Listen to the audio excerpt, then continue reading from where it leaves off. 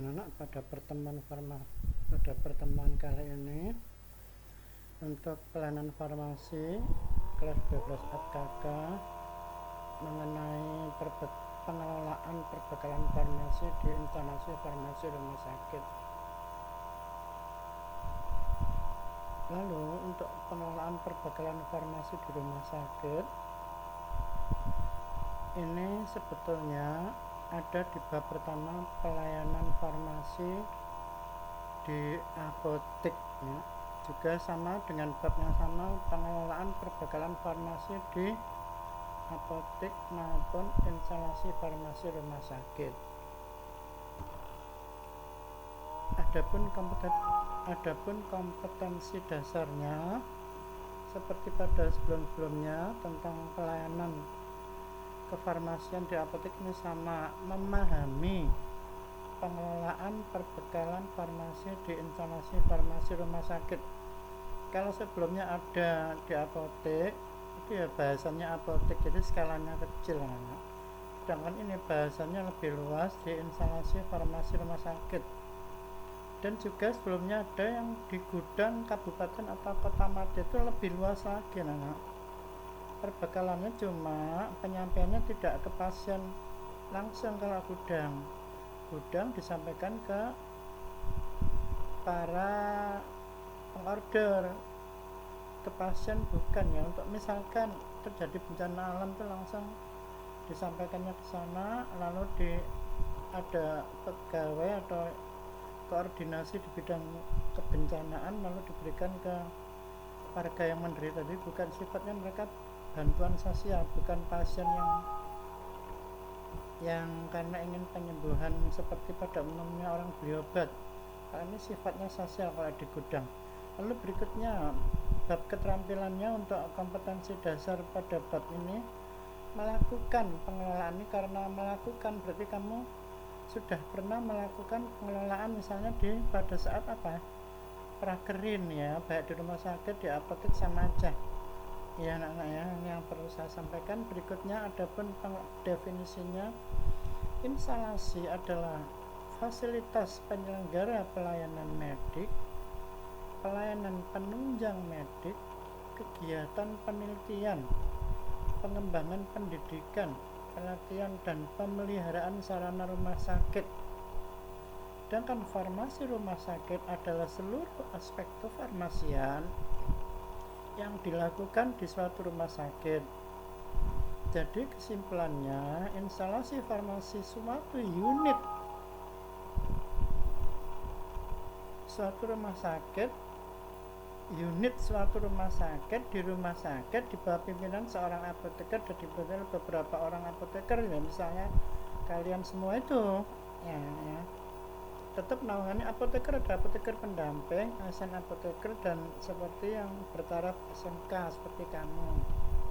Berikutnya dalam tahapannya pengelolaan perbekalan farmasi di instalasi farmasi, di apotek, di gudang, semua menjalani proses seperti ini anak-anak. Pertama, perencanaan.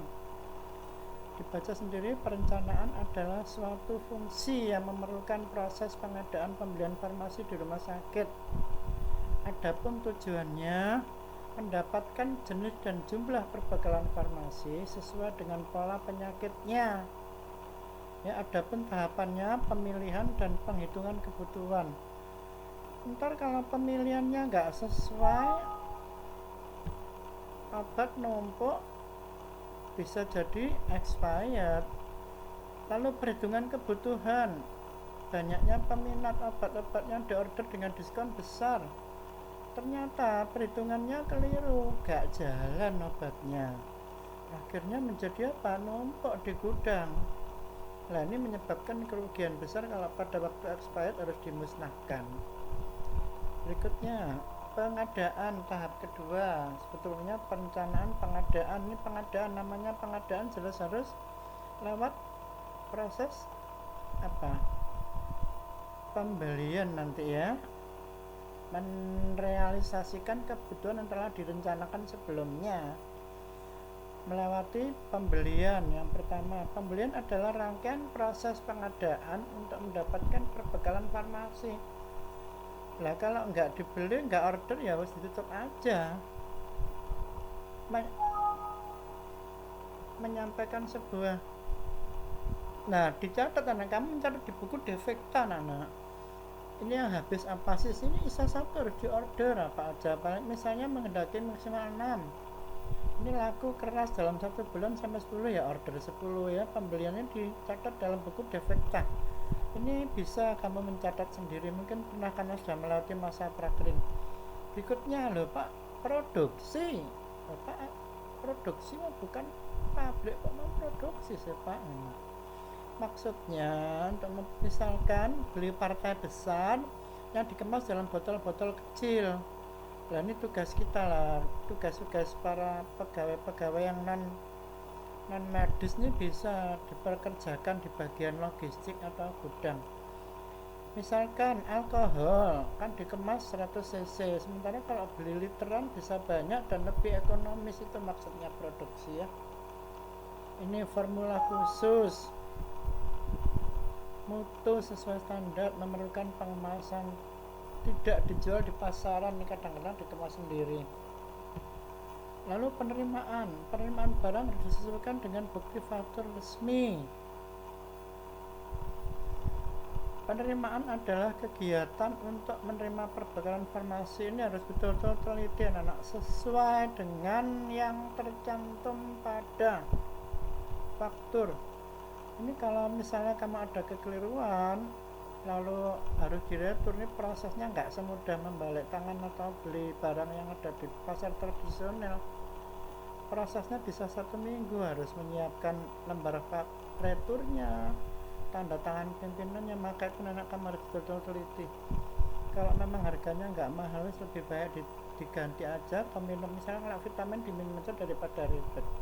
Adapun tujuannya menjamin perbekalan farmasi diterima sesuai kontrak, baik spesifikasi maupun jumlah dan waktu kedatangan. Ini penting sekali anak.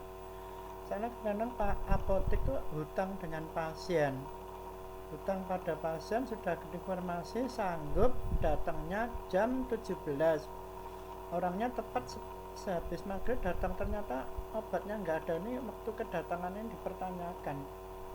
Yang salah memang bukan kita sebagai pengorder, dari PBF nya sudah menjanjikan namanya halangan karena hujan, ban bocor, ini menyebabkan waktu kedatangan menjadi tidak tepat sasaran. Berikutnya disimpan,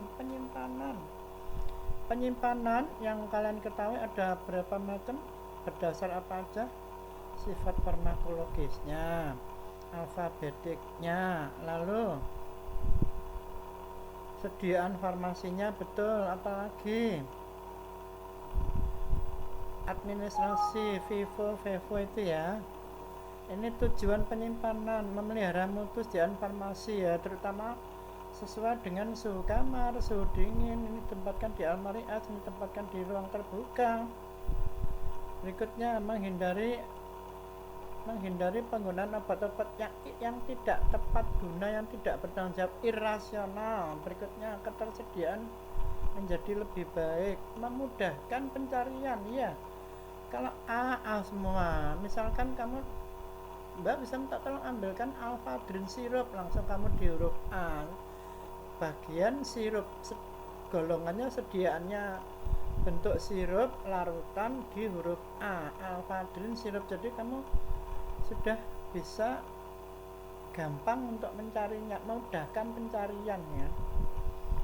Apotek yang tidak sesuai ini yang menjadi amburadul, termasuk stoknya tapi nggak pernah ada, anak masih harus tertib sesuai dengan prosedur standar operasional kefarmasian. Berikutnya distribusi. Pendistribusian ini tahap keberapa? 4 kali ya. Kegiatan mendistribusikan bekalan farmasi di rumah sakit untuk pelayanan individu dalam proses terapi pada pasien rawat inap ataupun rawat jalan.